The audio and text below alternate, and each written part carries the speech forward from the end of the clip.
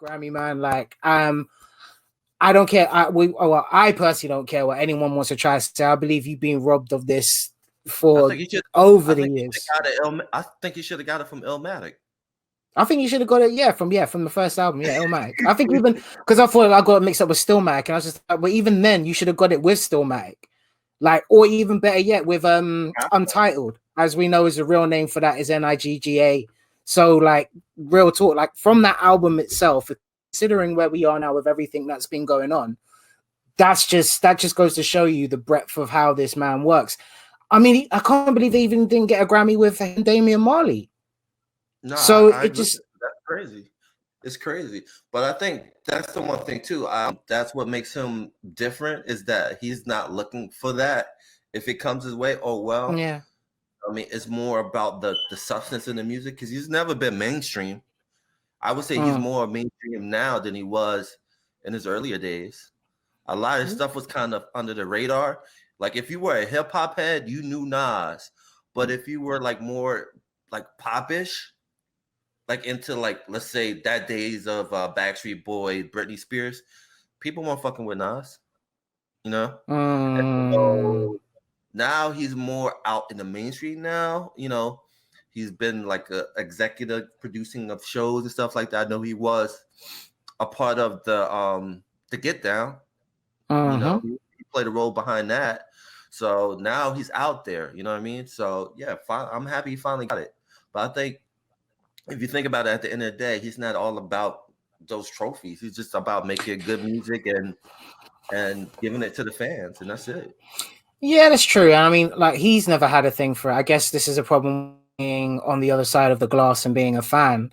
It's just like, you know, give people their props. They've given Grammys to people who are so like hella questionable, you know, with actual music and production, which we know without going down that rabbit hole of how we know the industry works and who really represents it, who really gets a say, and how these things work out. So we understand that, but it's just nice for us where we can say, like, yeah, especially for us Nas fans, where we're like, yeah, that's him. He finally got it. He finally got that. He finally got that double tick white, or, you know, authentication tick. You know, you got the white authentication tick. You got it finally.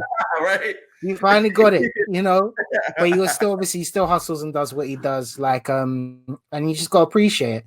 And yeah, I'm just looking forward to whatever, you know, products and things that he's got going forward as well. Because when he does come with something, he comes with a bang. So you always got to appreciate that hard work and dedication behind it. Now, still keeping it to the East Coast. I'm gonna segue into this because this is what forced us to start recording as quickly as we did at the beginning. So you had bars to spit about coming, because there's been a beef about this. There's been a lot of debate about this film. I have no beef towards it. I just didn't like it. But go ahead. I say you have beef, but now you're getting defensive and makes me feel that you do. He's got like, I love me personally. I'm just saying. Well, we know we should have covered this when it dropped, but it's fine. Life goes on. We've had great other subjects and things to talk about, but I had to bring it because there's some real points that need to be taken from this. And what I'm talking about here is Coming to America 2. What has it been over? How long has it been? Like, since the first one was dropped? It was in the 80s, 90s, 30 years, isn't it? It's something stupid, right? So it's been a while. A lot of people have been getting on Eddie's back, and even when Eddie took his hiatus from, you know, first of all, from doing stand-up, which seemed to break the whole world, you know, almost felt like a Richard Pryor Part 2 passing kind of thing. And then he goes onto the screen, bit more edgier, but still kind of family-friendly comedy. Then he literally then goes fully Nutty Professor and goes to, like, you know, Donkey from Shrek. So already Eddie Murphy has not become what most would consider within the black comedian section. So that's just a little bit of touch and go history with Eddie Murphy. But he's finally decided to come back. He did his Saturday Night Live special, which was great. I thought that was quite funny. And then he also had another appearance on, well, no, it wasn't an appearance when he was accepting the award for the same one Chappelle accepted, wasn't it? The was it the Mark Twain Award? Mark Twain Award, and then he did his little stand-up speech there. So we got a little bit of like stand-up from Eddie Murphy from accepting the actual award itself, which was great. And then now we finally get a film from him. And of all films we get as a Coming to America Part 2. So you go and tell me why you didn't like it, then we'll wrap up from there. Okay. I didn't personally, I was bored. I wasn't invested. I wasn't coming in with any bias. I didn't come in expecting this to be like the original Coming to America. I'm thinking I'm coming with no bias, nothing. I'm coming I'm to this movie, and it's just it didn't resonate with me. I know what he was trying to do. He was trying to play the background and these new cast that he put in to give them shine. And they just didn't do it for me, you know. The gentleman that played his son, he was okay. You know, it just like, you know, he had some moments where it was funny here and there, but like I said, it didn't do anything for me. And what made the first Coming to America funny was the story was based on the charisma of Eddie Murphy. That's what made that movie fun. And the problem was there wasn't anyone in that film that kind of had that charisma. It made me like, make me invested into those characters. Because me personally, I'm into storytelling and character development, and I just felt like it was half-assed. Oh, that's the second curse. Oh well, but I just felt like it was it could have been done better. It could have been done better. But that's my personal feeling. Right. Okay. So I'm willing to put my head fully on the chopping block for this one. Like real talk. I thought I enjoyed it. And do you know why? Because once again, like yourself, I didn't come in with any bias. I didn't want to there's no way you can compare it to something like Coming to America Part 1. No. There's just no way they're going to do that unless he somehow managed to get, extradited from where he was, from Munda, and then had to go back from America and start all over again. Even that's kind of a bit of a corny plot going around the whole thing, and there's no way you're going to be able to cross those barriers with Wakanda Forever and all of that good stuff, right? R.I.P. to Chadwick Boseman all day, every day. Black Panther to core. But do you know what it was? It was first of all seeing who was in there, right? Yes. So Tracy got the likes of Tracy Morgan, seeing John Amos again, Leslie Jones. She's been slowly working, but she's been around for ages, but slowly working through the comedy scene as well. The Wesley Snipes, and also that black ass Wesley Snipes, and the great words of Bernie Mac, for real. Like seeing him playing that warlord, the general, for me, the warlord general, like for me was just cheesy. It was funny. It was supposed to be lighthearted. It's basically he was going for it was like almost like a Disney DreamWorks-ish kind of level of film, but with just black excellence all the way through. James Earl Jones, I no disrespect to you, brother. I'm happy to see you around. I did not expect to see you in this film. Sherry Headley, Jermaine Fowler, who you're talking about, who played his son, which I thought was a bit of a weird one because I've never really kind of heard of him, but I think the way that he played that kind of that balancing act between the two, then obviously then seeing his daughters, which I thought was, I suppose some people are getting on about seeing the Puma symbol and the way the branding and how things are all integrated. But on one hand, we will sing Puma's praises for being one of the always pushing kind of black excellence through their brand, with Usain Bolt and things of that nature. But then we put them into a film, and then now everybody wants to get on a uppity about it. Then we had Rotimi as well, who's been doing great things through this and Power. Garcelle Cuevas, Louis Anderson, Paul Bates, like I said, Michael Blackson already. Even Rick Ross having his little cameo. Then we had who was it? Like John Legend making appearance. Even the Morgan. Are you being serious? Even the Morgan Freeman section. I'm just saying. And Trevor Noah. I'm gonna probably get harassed. I don't care. But you can create all the black excellence you want. But if you make a shitty script, It's a shitty script.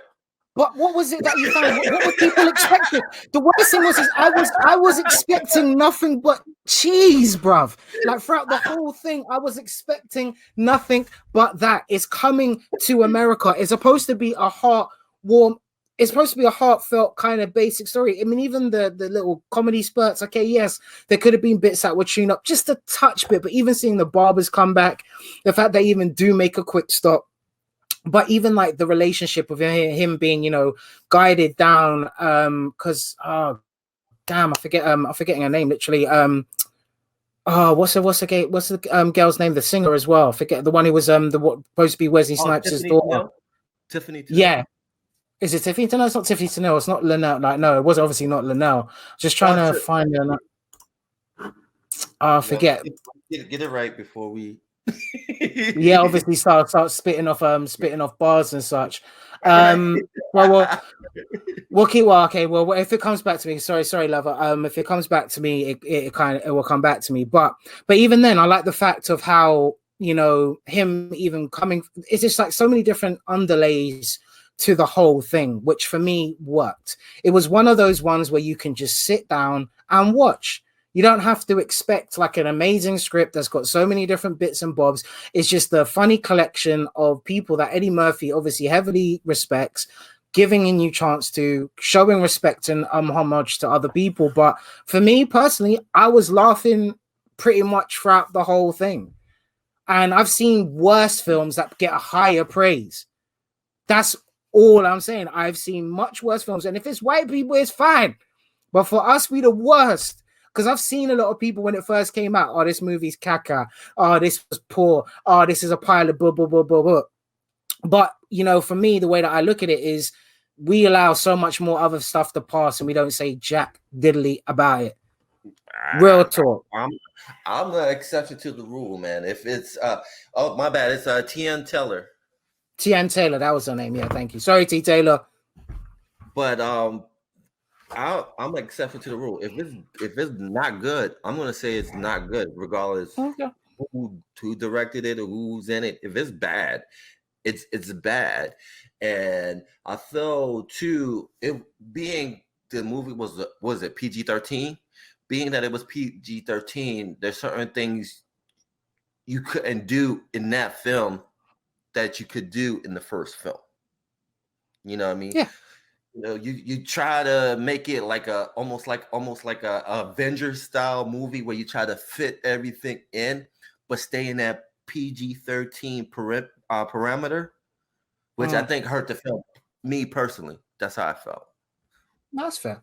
Everyone's entitled to their own opinion. Like everybody has anuses, you know. So yeah. as we say here quite a lot. So yeah, no, okay. And once again, like I said, that's why we're having these conversations, having these debates. This is what it's about. Personally, I think that's the reason why there's only so much they could have done with a PG-13 version. But it's like I would happily, if I had kids, or if I take my little niece, well, she's way too young to even know what the level of, you know, TV is at this particular moment, only being a few months or several months. But those are one of those things, if I did have kids, I would happily go and watch and hopefully be able to spark their imaginations, because the way they're going to look at that, the way that I would honestly look at it, this is like the real live action version of Lion King. That's the way I look at it. Forget this Disney CGI, whatever. That for me is the real life Lion King. If you want to put out that's the way you should rewatch it. Watch that as Lion King. With the horrible African accent. The only one that had a great accent was Wesley Snipes. Everyone else kind of like Rick Ross. How? Michael Blackson is literally. So you're trying to say Michael Blackson's accent is bad and he comes from Wesley Snipes. Like, right, okay. But everybody else was like, it wasn't believable. Even though it was supposed to be cheesy. I agree with you. It was supposed to be a cheesy film. It's a throwback to those cheesy 80 films that everybody loved, like The Breakfast Club and all that other stuff. Yeah. I'm not saying that you have to enjoy it. I'm just saying, take more diligence into the role. I'm just saying. Do you know how many scripts? If you've watched the interviews with him and even Arsenio Hall as well, you know, shout out to both of them, comedy legends. Like I watched the Charlemagne interview with him, and also I've watched a few others. just after it came out.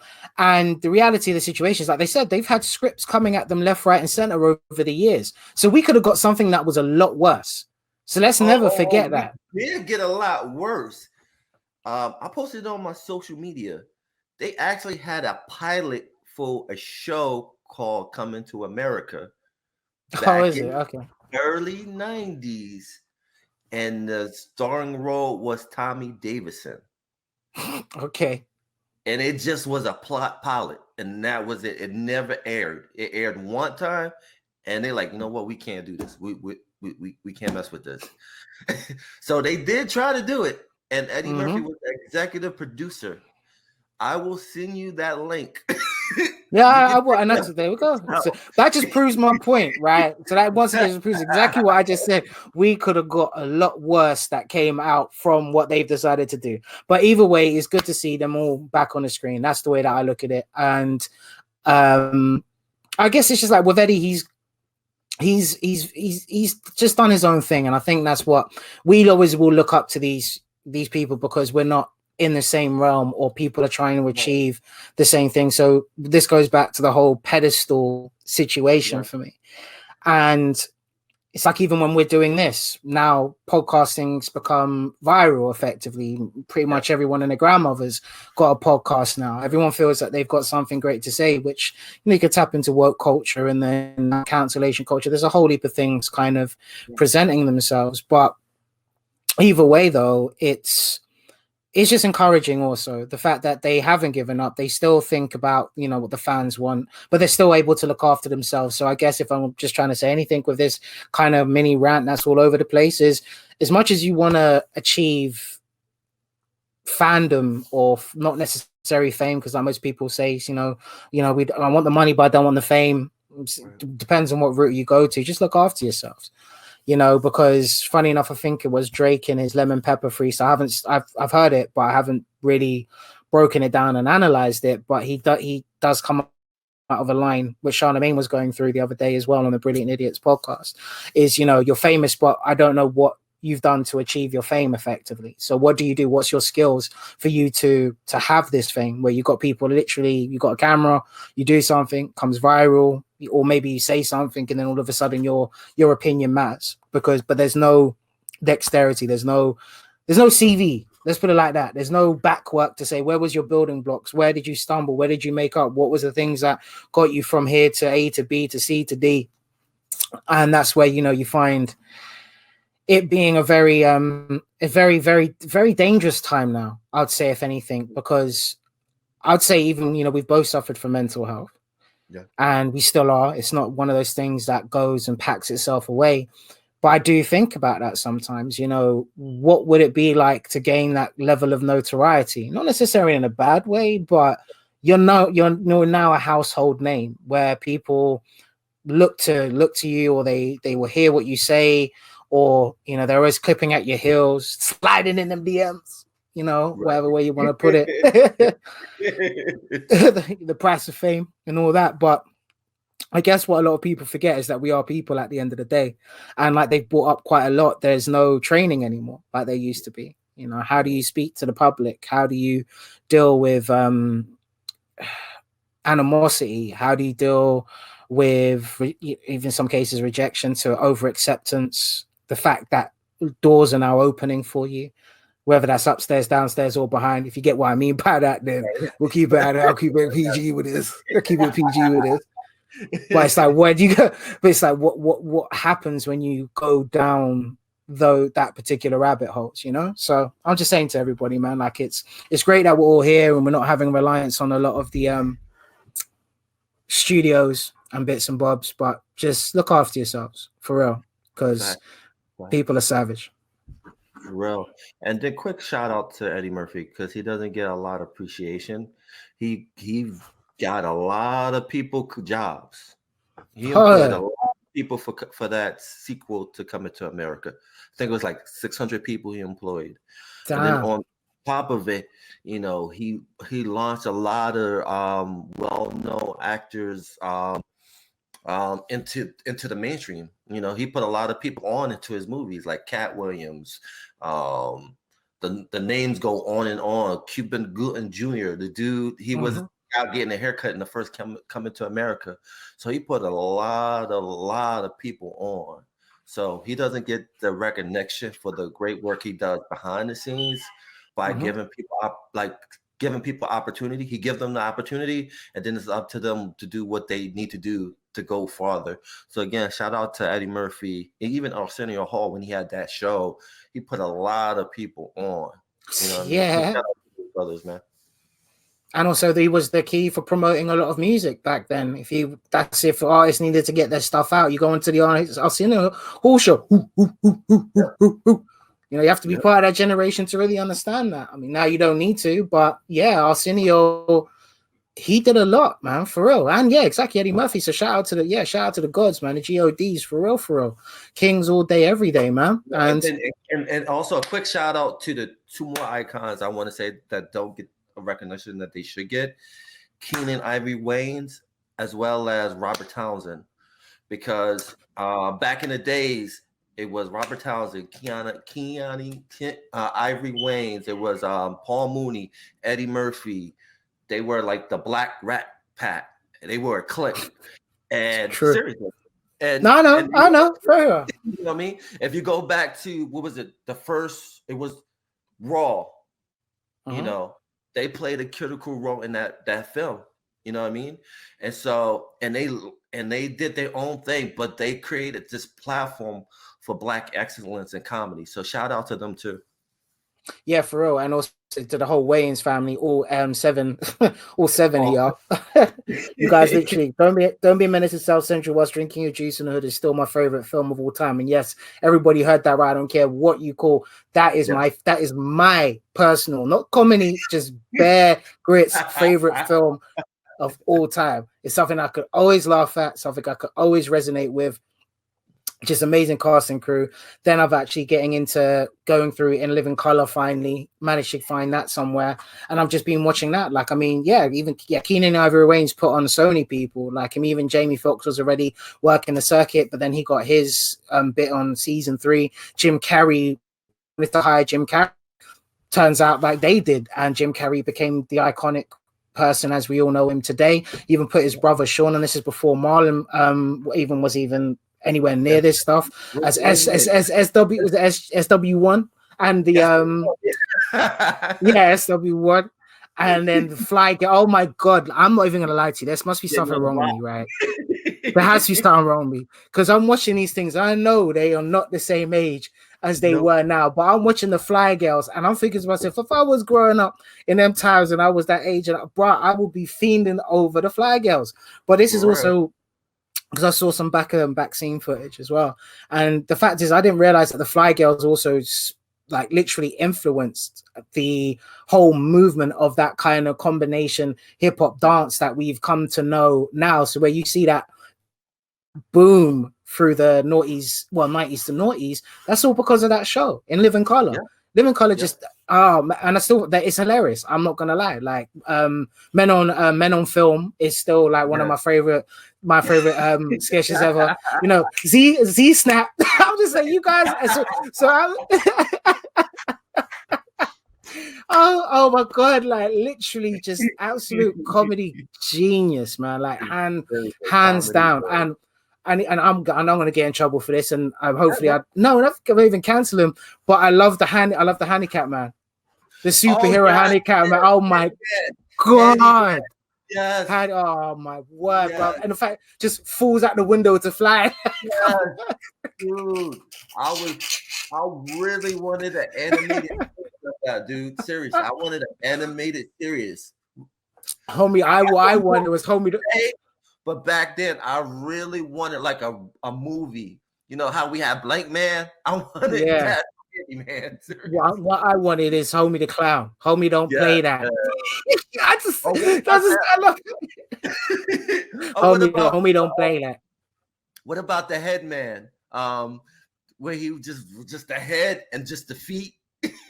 And they would this head detective, the head detective, looking like Mr. Potato. Just throw me, man. I got it. I'm just saying we live in a cancel culture now, you know, with Mr. Potato That Head. whole show, that whole show would have just got axed. I'm talking sued from left to right to center. So thankfully, that's immortalized in a time where we have.